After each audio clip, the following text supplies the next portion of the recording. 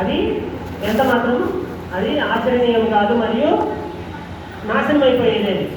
సనాతనమైనది, సనాతనమైన ధర్మం, ఎప్పటికీ నిలిచి ఉండే ధర్మము అంతటా వ్యాపించి ఉంది. అది శ్రీకృష్ణ భగవానుడికి చెందింది కాబట్టి, ప్రతి జీవాత్మ భగవంతుడికి సంబంధించిన వాడు కాబట్టి ఆ సనాతన ధర్మము అన్ని చోట్ల ఉంది.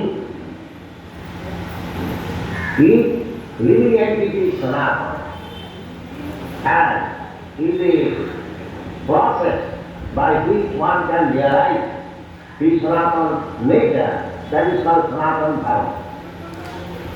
Karma, if you study these two words, Sanatana means Vidana, that is called Sanatana. So the body says that the Sanatana Dharma cannot be applied to this body.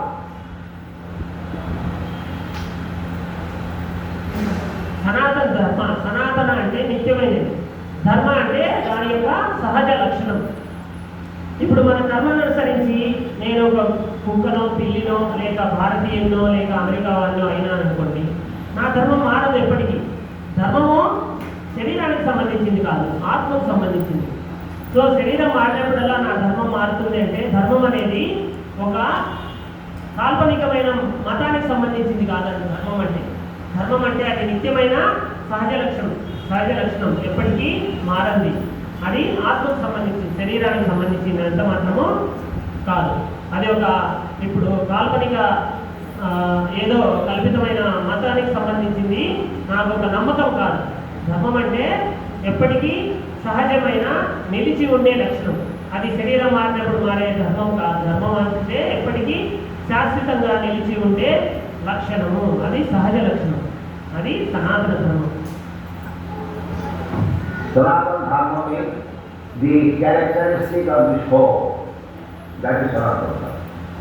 To understand the characteristic of the soul, Krishna is describing here the characteristic of the soul, the Sanatana. And he concludes that he gives you information of the Sanatana Dharma. What is that? Sarva dhamman parityajya mamekam saranam. This is Sanatana. Krishna is Sanatana. I am Sanatana. You are Sanatana. Now, under the influence of nature and thinking and the fragments of my life and fragments of the society and fragments of my business and fragments of my cat and fragments of my dog. And we are doing that as well. ఇక్కడ సనాతన ధర్మం అంటే శాశ్వతమైన ఆత్మ యొక్క లక్షణము. ఆత్మ యొక్క లక్షణము సనాతన ధర్మం. సనాతన అంటే ఎటర్నల్, నిత్యంగా తన సహజ లక్షణం ఆత్మకు సేవ చేయడం.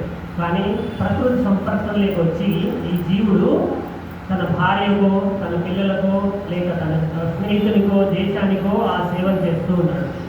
అది సనాతనమైనది కాదు. సనాతనమైనది అంటే ఆత్మకు సంబంధించింది, ఈ యొక్క ఉపాధులకు సంబంధించింది మాత్రము, శరీరానికి సంబంధించింది మాత్రము కాదు. సనాతనం అంటే శాశ్వతంగా ఆత్మ దేనికి సంబంధించింది, దానికి సేవ చేయాలి. అది నిజమైన సనాతన ధర్మం. అంటే మనం భగవంతుడికి సంబంధించిన వాళ్ళం. మన సనాతన ధర్మం ఏంటి? భగవంతుడి యొక్క సేవ. ఎప్పుడు వస్తుంది అది? సర్వధర్మాన్ని పరిత్యజ్య మామేకం శరణం వ్రజ. అంటే అన్ని ధర్మాలను వదిలిపెట్టి పూర్ణ పురుషోత్తముడైన శ్రీకృష్ణ భగవానుడికి శరణ పొందిన తర్వాతనే అది అర్థమవుతుంది. నిజమైన సేవ అనేది ఆత్మ యొక్క లక్షణము. ఉపాధులకు సంబంధించింది కాదు, ఇది శరీరానికి సంబంధించింది కాదు.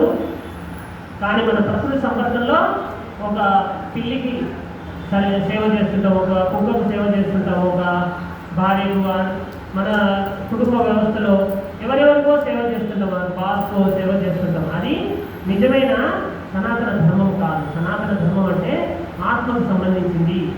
ఆత్మ ఎప్పటికీ నిలిచి ఉండేది. మిగతా అన్నీ అశాశ్వతమైన వాటికి సేవ చేయడము సనాతన ధర్మం కాదు. శాశ్వతమైన వాటికి సేవ చేయాలి. శాశ్వతము శ్రీకృష్ణ భగవానుడు సనాతనము, మరియు జీవులు సనాతనము, మరియు అతను నివసించే తన యొక్క పర్మనెంట్ ప్లేస్ దివ్యమైన గోలోక బృందావనం సనాతనం. Everyone is working under